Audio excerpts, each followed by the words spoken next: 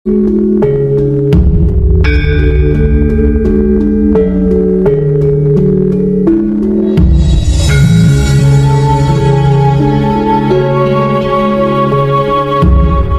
video-video Pak Web di Putro Romo Channel, Pak Web selalu mengatakan bahwa tidak selembar daun pun yang jatuh ke bumi tanpa kehendaknya. Bahkan Pak Web dengan pedenya berkata, tidak ada sesuatu apapun yang itu bukan Tuhan, yang itu bukan gerak kuasa Tuhan, yang tidak ada Tuhan di dalamnya, yang tidak terkait dengan Tuhan. Semuanya Tuhan, segalanya itu Tuhan sendiri. Dengan informasi tersebut, saya jadi berkesimpulan bahwa Tuhan itu adalah alam semesta, atau alam semesta itulah Tuhan. Apa benar begitu Pak Web?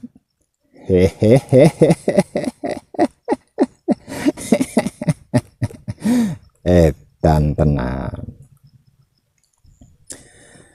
Bagi kaum agamawan, semuanya berawal dari Tuhan. Dialah sebagai awal dan sebagai akhir, yang kemudian Dia ciptakan alam semesta beserta benda-benda langit seperti bumi, bulan, planet-planet, matahari, dan bintang-bintang, dan lain-lain sebagainya. Sementara Dia sendiri berada di surga yang terpisah dari alam semesta ini. Olehnya pula diciptakan segala makhluk hidup untuk memenuhi bumi, mulai dari berbagai macam tumbuhan, segala macam hewan, di daratan, dan di perairan, serta di bumi. Untuk melengkapi proses ciptaannya, maka Tuhan menciptakan makhluk yang sesuai dengan gambarannya, yaitu manusia hidup. Sebuah ciptaan khusus yang mempunyai kedudukan paling tinggi, bahkan sempurna dibanding ciptaan lainnya. Sampai-sampai Tuhan mempersembahkan segala ciptaannya. Sampai-sampai Tuhan mempersembahkan segala ciptaannya, sealam semesta ini, semata-mata hanya untuk manusia hidup, agar dikelola untuk kepentingan kehidupannya. Di sisi lain, bagi para ilmuwan, terutama fisikawan, semua bermula dari sesuatu yang super kecil, namun super padat, disebut titik singularitas, yang kemudian meledak dan mengembang menjadi alam semesta, seperti yang kita kenal sekarang ini sebagai dunia. Menurut para fisikawan, kondisi awal Big Bang adalah simetris, di mana tercipta segala jenis partikel dan pasangannya, yaitu antipartikel, secara terus-menerus dan sekaligus saling melengkapi satu sama lain. Fenomena munculnya gelembung yang kemudian lenyap dalam sekejap ini terjadi terus-menerus dalam kekosongan ruang waktu dan terjadi dalam jumlah yang banyak. Sampai dengan suatu waktu, salah satu gelembung yang kemudian menjadi Big Bang mengalami sebuah reaksi yang hingga kini belum diketahui penyebabnya, yang disebut baryon genesis, sebuah istilah umum untuk proses fisik hipotesis, yang kemudian menghasilkan asimetris antara baryon dan antibaryon pada fase awal alam semesta, sehingga menghasilkan materi residu yang substansial membentuk alam semesta ini. Reaksi baryon genesis tersebut melanggar kekekalan jumlah baryon dan menyebabkan jumlah kuar dan lepton lebih banyak daripada antikuar dan anti-lepton sebesar 1/30 juta. Ini menyebabkan dominasi materi melebihi antimateri pada gelembung alam semesta tersebut. Baryon adalah partikel komposit yang terdiri dari 3 kuar. Kuar dan lepton adalah bagian dari beberapa jenis partikel dasar pembentuk alam semesta, sementara antikuar dan antilepton adalah partikel lawannya atau antipartikel. Kelebihan jumlah partikel yang tidak lenyap ini kemudian sejalan dengan mengembangnya alam semesta berubah menjadi partikel-partikel yang lebih berat, menjadi inti atom yang kemudian menarik elektron untuk membentuk berbagai macam atom. Selama periode yang sangat panjang, daerah-daerah alam semesta yang sedikit lebih rapat mulai menarik materi-materi sekitarnya secara gravitasional, membentuk awan gas, bintang, galaksi, dan objek-objek astronomi lainnya yang terpantau sampai sekarang. Dari berbagai jenis atom kemudian membentuk berbagai macam molekul. Gabungan molekul membentuk berbagai macam senyawa. Salah satunya adalah senyawa organik. Bahan-bahan organik yang terbuat dari atom karbon, hidrogen, oksigen, dan nitrogen atau CHON ini yang menjadi cikal bakalnya dan media bagi terbentuknya sel tunggal yang hidup. Melalui proses evolusi yang panjang dan rumit, lahirlah berbagai macam makhluk hidup, dan manusia adalah salah satunya.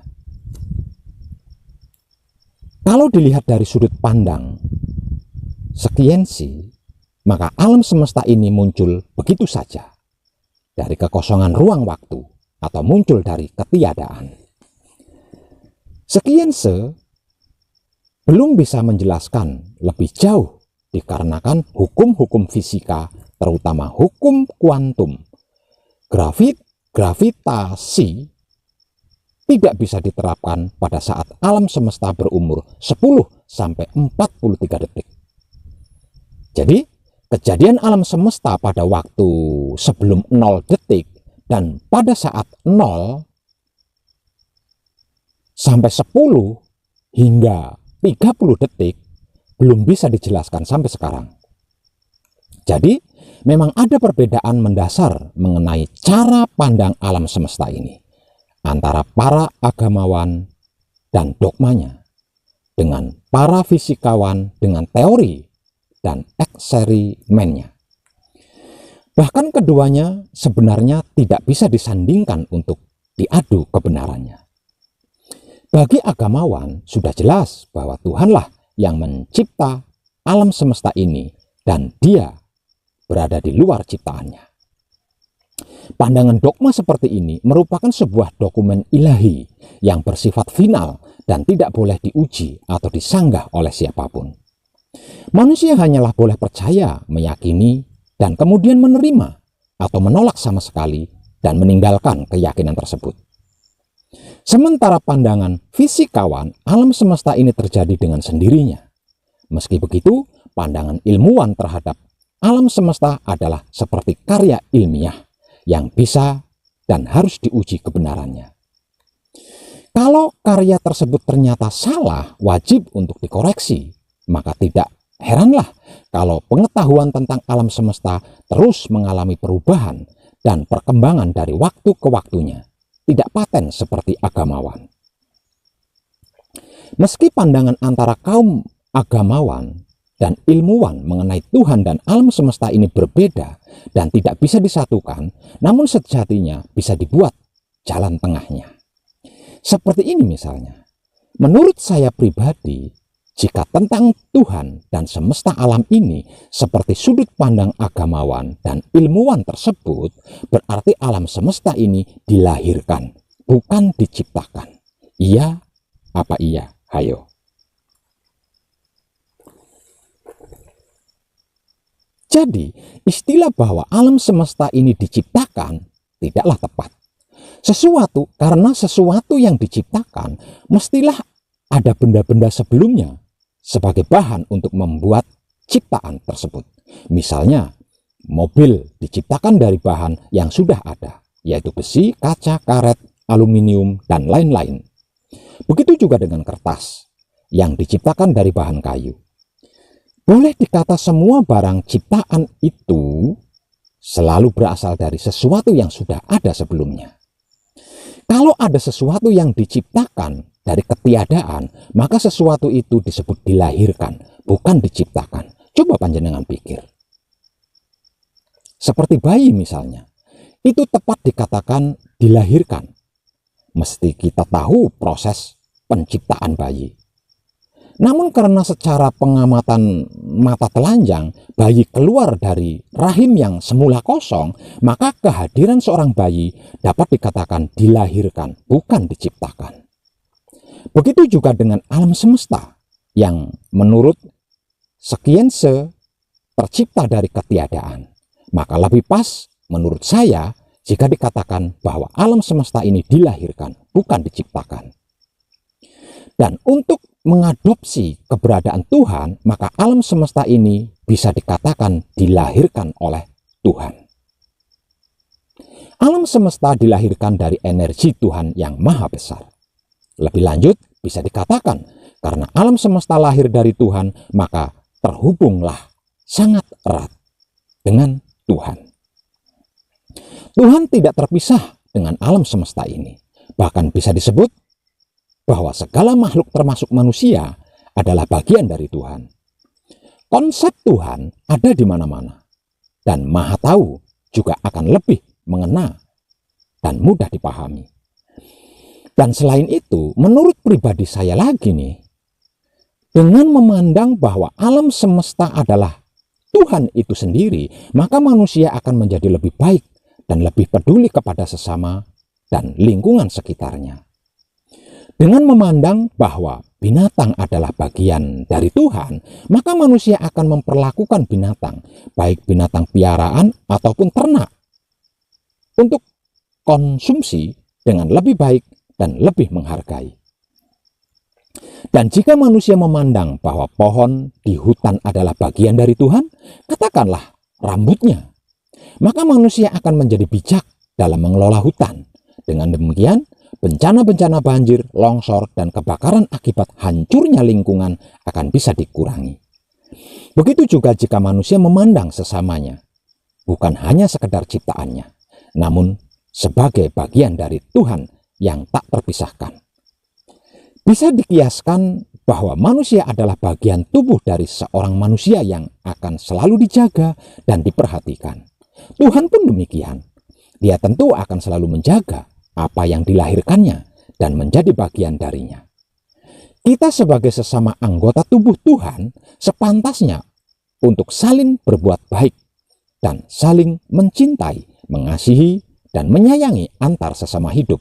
Bukankah begitu? Terakhir, pandangan bahwa Tuhan adalah alam semesta ini tentunya juga tidak akan menghalangi para ilmuwan untuk terus-menerus menguak misteri-misteri alam semesta yang adalah Tuhan bagi kaum agamawan. Sentral hubungan setarnya adalah Tuhan dan berakhir pula untuk atau pada Tuhan. Manusia merupakan aktor penerima dan pengelola seluruh yang dilahirkan Tuhan, sedangkan alam semesta sebagai sarana manusia berbuat untuk menuju kembali kepada Tuhan. Ketiganya memuat hubungan yang sinergis. Masing-masing ketiga aktor tersebut memiliki peran yang saling kait-mengait, mulai dari yang menguntungkan hingga sampai yang merugikan. Kemampuan manusia mengelola alam semesta akan tetapi tidak mampu menerjemahkan wahyu Tuhan itu adalah bentuk penyimpangan, karena manusia mengabaikan bagian dari Tuhan dan dirinya sendiri. Di sisi lain, kemampuan manusia menerjemahkan wahyu Tuhan akan tetapi tidak mampu menerjemahkan alam semesta itu juga bentuk pengingkaran terhadap fasilitas yang diberikan kepada Tuhan kepada manusia oleh Tuhan. Oleh karenanya diperlukan pemahaman komplit, kerjasama yang seimbang, dan komunikasi yang baik di antara ketiganya, yaitu Tuhan, manusia, dan semesta alam. Kemampuan manusia berkomunikasi atau berinteraksi dengan Tuhan melalui pengelolaan alam semesta adalah wujud dari sifat dan sikap yang harmonis. Panca indera, yaitu mata, telinga, hidung, mulut, otak, seharusnya menjadi sarana manusia untuk mengembangkan potensinya. Dengan panca indera tersebut, manusia harus bisa mampu membawa diri, menempatkan dirinya, dan memposisikan dirinya dalam konteks ketuhanan dan semesta alam yang merupakan bagian dari dirinya sendiri.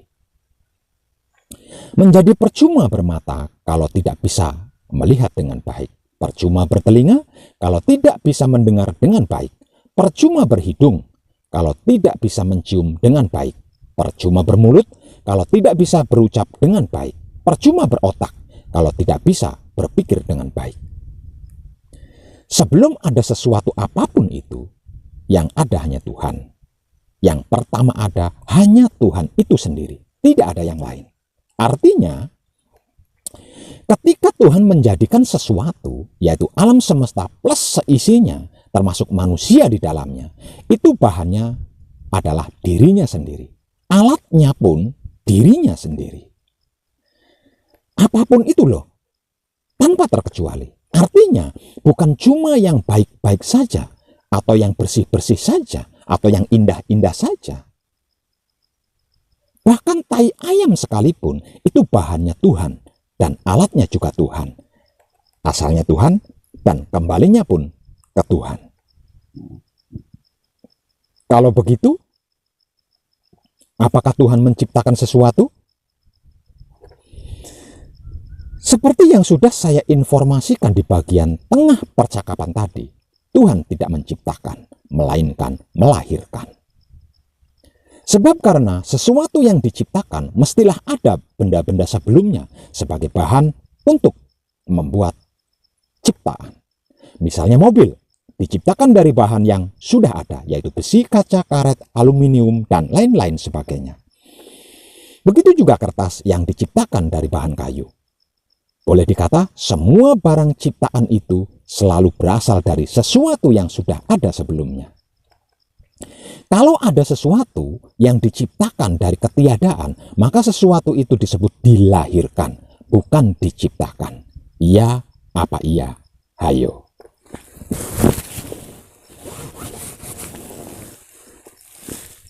Seperti bayi misalnya. Itu lebih tepat dikatakan dilahirkan, bukan diciptakan. Karena bayi keluar dari rahim yang semula kosong. Begitu juga dengan alam semesta seisinya. Karena pada awal permulaannya tidak ada apa-apa, apa-apa itu tidak ada selain Tuhan, berarti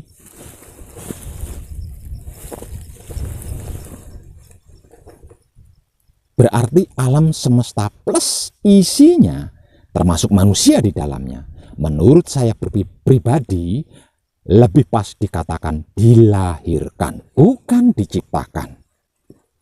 Itu menurut sadar diri pribadi saya yang edan ini loh. Misal tidak diterima, ditolak, dibantah, ya tidak apa-apa toh. Toh ini kata-kata wong edan baku. Tapi coba saja direnungkan dengan kesadaran. Jangan dihayalkan dengan mimpi ya. Edan tenan. Alam semesta seisinya dilahirkan dari energi Tuhan yang maha besar, bukan diciptakan.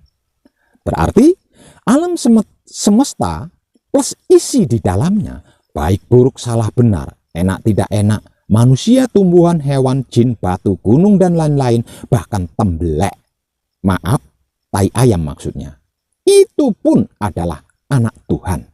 Karena apapun itu, bahan dan alatnya adalah Tuhan itu sendiri. Jeru iki. Edan tenan. Gondelan waton sing kenceng ya. Jangan gondelan kolore wong edan baku, mengko pedot dadi kejepret deh.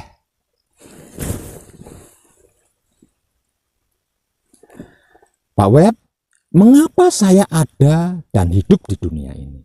Apakah arti hidup saya ini? Adakah makna dan tujuan dalam hidup saya ini? Kalau ada, apakah makna dan tujuan keberadaan saya hidup di dunia ini? Sepertinya jawaban dari pertanyaan-pertanyaan itu sudah banyak saya informasikan melalui video-video saya di Putro Romo Channel. Selain itu, saya yakin panjenengan juga sudah pernah bertanya kepada diri sendiri, bahkan kepada orang lain. Masih belum puaskah? Menurut saya pribadi, sebenarnya itu bukanlah pertanyaan-pertanyaan yang baru. Bahkan di dalam benak orang-orang yang tidak biasa berpikir banyak pun, pertanyaan-pertanyaan seperti itu tetap muncul saat mereka menyempatkan diri untuk berdiam. Sejarah mencatat berbagai pertanyaan dan jawaban mengenai hal ini. Dan setelah ribuan tahun, sekarang pun kita masih tetap menanyakan pertanyaan-pertanyaan sama itu. Ayo, iya apa iya? Dan sepertinya bukan jawaban yang dibutuhkan, melainkan penyaksian atau menyaksikan sendiri tentang apa yang dipertanyakan tersebut terkait dengan yang sudah saya informasikan di awal tadi. Para kadang kinasiku sekalian, tentang makna dan tujuan serta hidup itu merupakan sesuatu pencarian yang paling menarik, namun cukup membingungkan. Iya apa iya tuh? Buktinya, kita selalu menanyakan pertanyaan-pertanyaan tersebut sekalipun sudah mendapatkan jawaban-jawabannya, entah dari diri sendiri atau orang lain. Namun pikiran dan hati kita tetap ragu dan bimbang tiap kali menghadapi permasalahan, sehingganya harus bertanya dan lagi-lagi bertanya hal yang sama tentang itu. Mengapa bisa begitu? Sebab pertanyaan-pertanyaan yang terus-menerus ditanyakan ini adalah konsep makna dan tujuan serta hidup yang terkait di dalam tiga hal yang saling berkaitan, yang sudah saya informasikan dari tadi, yaitu Tuhan, hidup, dan alam semesta, atau Nurullah, Nur Muhammad, dan Nur Ilmu Muhammad, atau Sir, Dat, dan Sifat. Konsep intrinsik ini menyebabkan kita bertanya-tanya dan sekaligus berespon terhadap pertanyaan-pertanyaan tersebut, walaupun terdapat perbedaan interpretasi dari setiap manusia terhadap makna, tujuan, dan hidup itu sendiri. Perbedaan interpretasi makna hidup itu bergantung kepada definisi awal dari arti kata makna. Pertanyaannya sekarang, apakah itu makna? Sebelum kita dapat menanyakan apakah makna hidup ini, kita disadarkan bahwa kata makna juga bisa memiliki arti yang berbeda-beda, tergantung situasinya. Walaupun manusia secara alamiah memiliki konsep-konsep intrinsik tentang makna, tujuan, dan hidup, kita juga membangun pengertian kita akan konsep-konsep ini melalui pengaruh tradisi dan pengalaman-pengalaman pribadi kita yang sangat terbatas. Kenyataan akan keterbatasan ini menuntun kita kepada pertanyaan-pertanyaan yang lebih mendasar lagi, yaitu apakah artinya makna itu? Apakah artinya tujuan itu? Apakah artinya hidup itu? Apakah jawaban yang benar dari pertanyaan-pertanyaan ini memiliki natur yang subjektif atau objektif? Jika natur jawaban tersebut adalah subjektif, maka arti dapat berubah sesuai dengan definisi setiap individu. Ini sama dengan mengatakan bahwa makna, tujuan, dan hidup itu boleh berarti apa saja yang kita sukai, yang kita mau. Tetapi kalau natur jawabannya adalah objektif, ada suatu patokan mutlak yang tidak akan berubah. Bagaimanapun orang-orang ingin memberikan definisi mereka sendiri. Patokan mutlak tidak berarti setiap orang menyetujuinya, tetapi hanya berarti ada jawaban yang pasti terhadap pertanyaan-pertanyaan tersebut. Sebagai contoh, matahari terbit di sebelah timur bukan suatu pernyataan yang dihasilkan oleh mufakat masyarakat, tetapi itu memanglah sesuatu kenyataan. Setuju atau tidak, itu tetap kenyataan. Jadi, apakah arti dari makna, tujuan, dan hidup itu? Bernatur subjektif seumpama kenyataan yang pasti, ataukah bernatur subjektif sesuai definisi kita sendiri? Jika kita tidak mengerti natur asli dari konsep-konsep ini, kita akan menemui kesulitan dalam membicarakan makna, tujuan, dan arti hidup secara konsisten. Tetapi untuk apa susah payah menanyakan pertanyaan filsafat seperti itu? Apa sih pentingnya mengetahui apakah makna, tujuan, dan hidup itu bernatur subjektif atau objektif?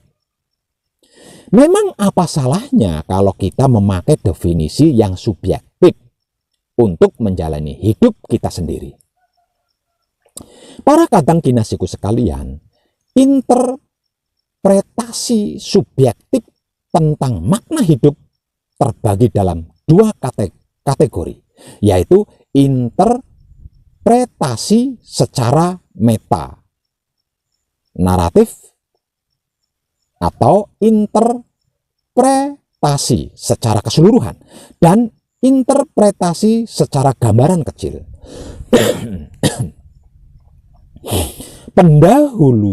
Pendulu sejarah sudah bergerak dari interpretasi meta naratif ke interpretasi yang hanya melihat gambar-gambar kecil yang terpisah. Perubahan ini terjadi sekitar abad ke-20 ketika manusia melepaskan diri dari modernisme dan masuk ke dalam zaman postmodernisme. Sebelum zaman postmodernisme, pada umumnya orang-orang masih memiliki interpretasi meta naratif tentang arti hidup. Abad ke-18 yang juga sering disebut the age of enlightenment adalah zaman gerakan modernisme di mana manusia melihat dirinya sendiri sebagai pusat dari segala sesuatu. Zaman ini disertai oleh lahirnya banyak ahli filsafat dan juga munculnya berbagai ide-ide humanistik.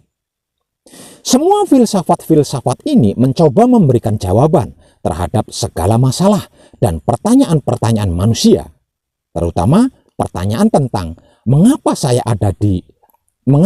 ada dan hidup di dunia ini? Apakah arti hidup saya ini? Adakah makna dan tujuan dalam hidup saya ini?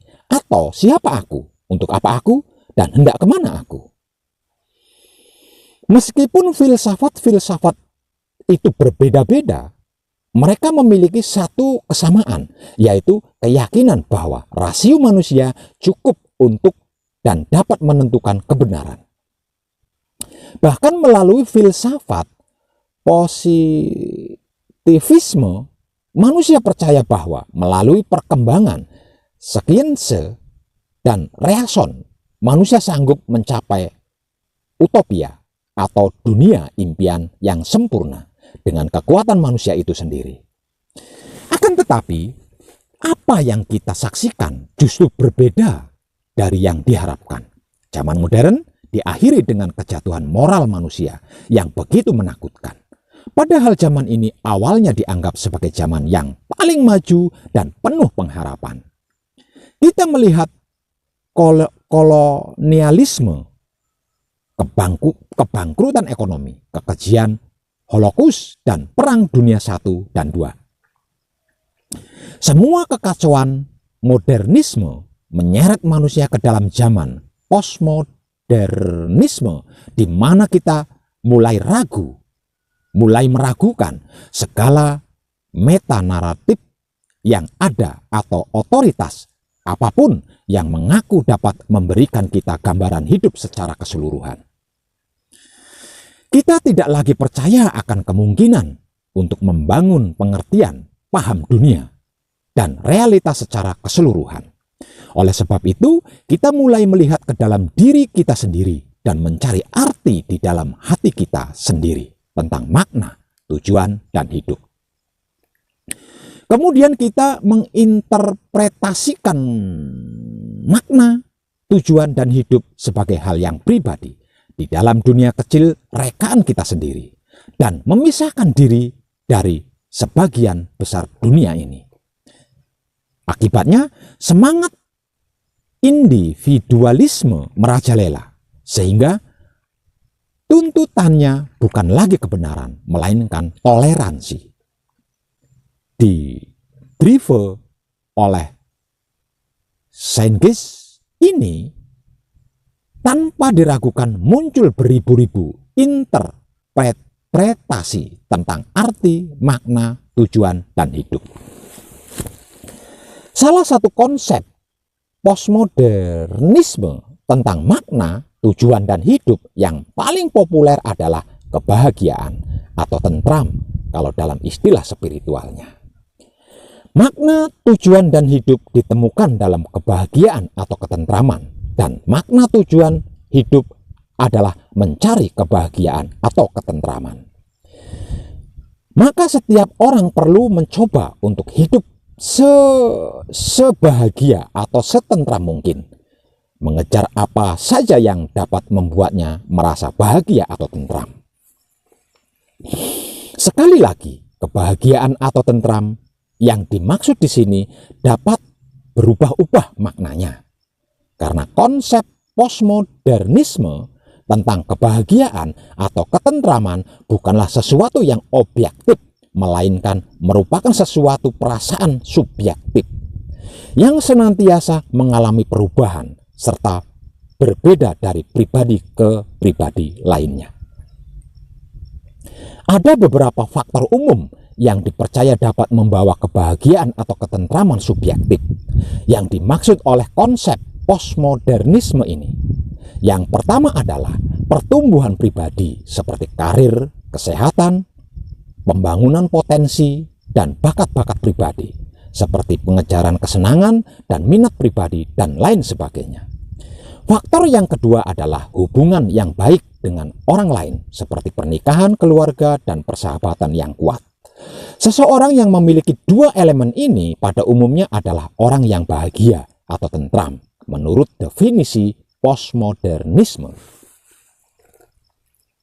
Pada dasarnya, memang ada nilai yang berharga dalam mengejar pertumbuhan pribadi di dalam menjalin hubungan-hubungan yang kuat dengan orang terkasih. Sehingga tidak aneh kalau faktor-faktor ini memberikan sesuatu sukacita dan kebahagiaan atau ketentraman pribadi. Sesungguhnya, individu-individu yang bertanggung jawab dan keluarga-keluarga yang kuat membentuk pilar-pilar kokoh di dalam sistem masyarakat. Namun ada koneksi penting yang terputus atau hilang ketika kebahagiaan hanya dikejar dalam konteks dunia kecil pribadi dan direkayasa tanpa menghubungkan diri dengan meta naratif yang sebenarnya. Ada kekurangan yang sangat besar apabila keseluruhan hidup seseorang hanya dipenuhi oleh dan direduksi kepada penentu kedua faktor tersebut. Tanpa patokan mutlak sebagai jangkar, definisi-definisi dan sistem penilaian kita akan terus bergeser tanpa arah yang tetap karena arus zaman dunia yang senantiasa berubah. Kita tidak akan pernah memiliki jaminan akan menjadi seperti apa kita pada akhirnya. Kita tergantung sepenuhnya kepada kultur dan tradisi kita yang terus berubah, dan pengalaman serta pengertian kita yang terbatas sebagai penentu destinya kita. Jadi, kita tidak dipanggil untuk memutuskan diri kita dari kenyataan, karena makna dan tujuan terpancar melalui hidup nyata dalam dunia ini. Kita tidak juga dipanggil untuk mereka-reka makna, tujuan, dan hidup kita sendiri. Karena kita bukannya diciptakan, melainkan dilahirkan sebagai hidup dengan makna dan tujuan yang pasti oleh Sang Pelahir. Hanya pada saat kita menjalankan kehidupan kita sesuai dengan makna dan tujuan semula kelahiran kita, kita menemukan arti keberadaan hidup kita sebagai manusia. Makna, tujuan, dan hidup sejati kita peroleh dari Sang Maha Hidup yang melahirkan kita. Dan semuanya itu akan mencapai nilai sesungguhnya ketika kita kembali kepada Sang yang melahirkan kita. Terpujilah Dat Maha Hidup yang telah melahirkan kita dengan makna, tujuan, dan hidup kepada kita, sehingga seluruh keberadaan kita di semesta alam raya ini menjadi bernilai adanya dan sempurna keabadiannya. Kesimpulannya, betapapun saya atau siapapun memberikan banyak penjelasan-penjelasan sederhana dan tanpa tedeng aling-aling, pengertian dan pemahaman serta pengetahuan panjenengan tidak membuat jiwa panjenengan akan terpuaskan. Jikalau itu masih katanya belum mengalami sendiri dan menyaksikan dengan panca indera kepalanya sendiri. Jadi, menekunglah untuk bisa mengalami sendiri, merasakan sendiri, dan menyaksikan dengan panca indera kepalanya sendiri tentang semua dan segala serta seluruhnya mengenai kemanunggalan antara Tuhan, hidup, dan kehidupan alam semesta raya ini. Benarkah semua dan segala serta seluruhnya itu saling terkait dan saling berinteraksi dari satu ke satu yang lainnya? Benarkah semua dan segala serta seluruhnya itu sesungguhnya adalah satu kesatuan diri, yaitu Sang Induk yang maha besar dahsyatnya? Buktikan sendiri. Jangan percaya 100% kalau belum mengalami sendiri, merasakan sendiri, dan menyaksikan sendiri. Wong edan baku bisa, berarti panjenengan juga bisa. Karena aku dan kamu itu kunci. Kunci aku dan kunci kamu itu satu, yaitu Dat Maha Suci Hidup. Tercerahkanlah panjenengan semuanya. Salam setuhan penuh cinta kasih sayang dari dalam lubuk hati saya, Wong edan baku yang paling dalam. Selamat, selamat, selamat, rahayu, rahayu, rahayu, damai, damai, damai, tentram. Saya Wong edan baku ngaturaken sugeng rahayu lir ing sambikala amanggih yuwana pinayungan mring ingkang maha suci. Basuki yuwana teguh rahayu selamat. Berkah selalu untuk semuanya tanpa terkecuali, terutama para sedulur, khususnya para kadang konto dan kanti anom saya yang senantiasa direstui yang Dat Maha Suci Hidup. Om Santi Santi Santi Om. Wassalamualaikum warahmatullahi wabarakatuh. Terima kasih, terima kasih, terima kasih, dan salam